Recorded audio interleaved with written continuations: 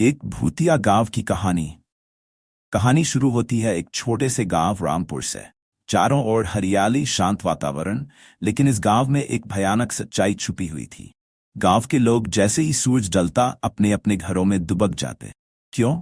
क्योंकि कहते थे कि इस गांव में एक प्राचीन हवेली है जहां रात के समय अजीब घटनाएं होती हैं। इस हवेली की कहानी भी अजीब थी। सालों पहले वहां एक अमीर जमींदार और उसकी बेटी रहते थे। एक रात आग लग गई और दोनों की दर्दनाक मौत हो गई। कहते हैं उनकी आत्माएं अब भी हवेली में भटकती हैं। गांव के बुजुर्गों का मानना था कि जमींदार की आत्मा को अपने धन और हवेली से इतना लगाव था कि मरने के बाद भी वो इन्हें छोड़ नहीं पाया। लेकिन सबसे डरावनी बात थी उसकी बेटी की आत्मा, जो आधी रात को रोती हुई हवेली के गलियारों में घूमती। कहानी का नायक आदित्य, जो एक यूट्यूबर था, ऐसे ही भूतिया स्थानों की कहानियों को एक्सप्लोर करता था। जब उसे रामपुर गांव के बारे में पता चला तो उसने वहां जाकर सच्चाई जानने का फैसला किया।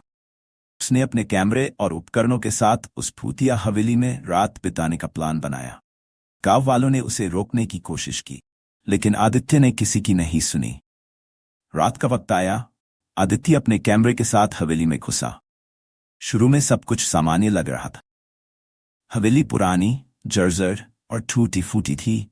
कहीं कोई भूत या अजीब घटना नजर नहीं आई। लेकिन जैसे जैसे रात गहराती गई, हवेली का माहौल बदलने लगा। अचानक हवेली की पुरानी घड़ी अपने आप बजने लगी। आदित्य के कैमरे में अजीब सी परछायां नजर आने लगी। उसकी दिल की धड़कनें तेज हो गई और वो घबराने लगा।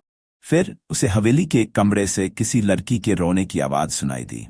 उसकी हिम्मत जवाब देने लगी, पर उसने कैमरा बंद नहीं किया। आवाज धीरे धीरे तेज होने लगी। आदित्य ने कमरे में झांका तो देखा एक सफेद साड़ी में लिपटी हुई लड़की एक पुराने आईने के सामने बैठी थी और उसके आंसू बह रहे थे।